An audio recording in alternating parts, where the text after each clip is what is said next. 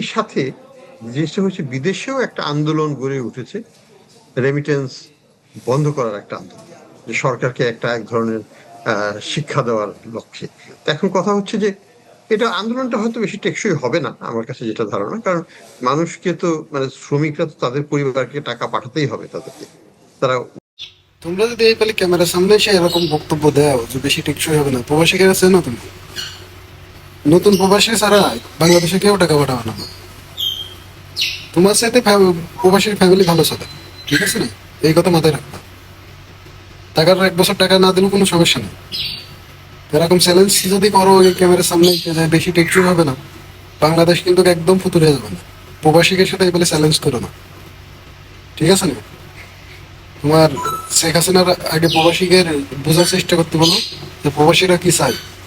প্রবাসীকে family ঠিক থাকে না, মেয়ে ছেলেপেলে ঠিক থাকে না, এর ইপটিজিং করে, ও ইপটিজিং করে, এইসব দেখে শেখ হাসিনা।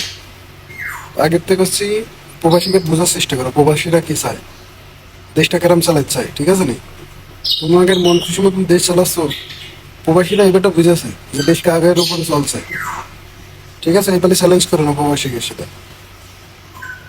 কথাটা ভালো করে মাথার ভিতর ঢুকে না।